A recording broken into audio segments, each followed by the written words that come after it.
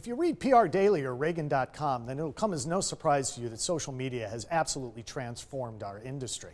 Hi, I'm Mark Ragan, CEO of Ragan Communications, here at the NASDAQ OMX site for our Social Media Leadership Series. Today with Diane Schwartz, who is Senior VP of PR News. And many of you, of course, know PR News. PR News, Diane, when did PR News start?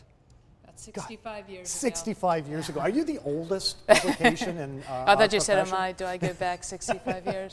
Yes, we are. Yeah. And tell us from your unique perspective, how has social media changed things for PR, media relations, and corporate communicators?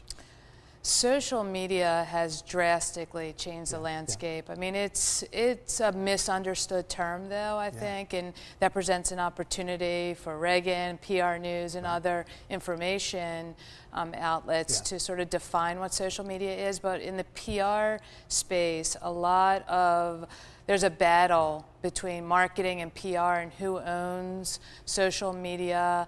And while PR is putting a stake in the ground and has done a very good job at owning some of it, the ground keeps moving.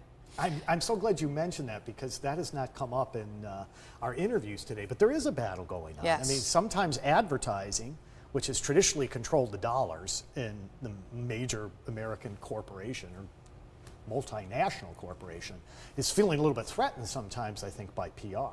Would you say that's Absolutely. true? And PR would say that's great, you know, but the reality is that it needs to be integrated.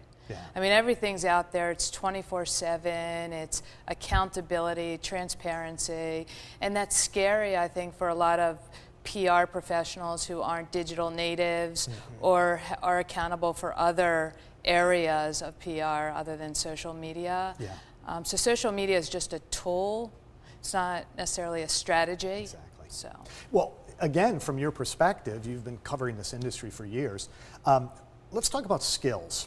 You know, what is the PR person today entering the field, the young person graduating from college, or maybe even the mid-career person? What kind of skills do they need to adapt to this social media landscape? Well, number one, and this is even 20 years ago or 40 years ago, is communication skills. I mean, being able to write well, being able to articulate messaging, even more so now being able to listen, and even more so now knowing when to engage, when to disengage, how to have discipline in your workflow, because it's very tempting to spend all day on social media and in places that you're gravitating to because you know it and it's fun, but are your stakeholders there? Yeah, and how are you making money? And how are they, exactly, how are you tying that to the bottom line? So being a good listener, being a good writer and a verbal, communicator, and I mean, even where we hire at my company, I mean, really being smart, being a quick learner.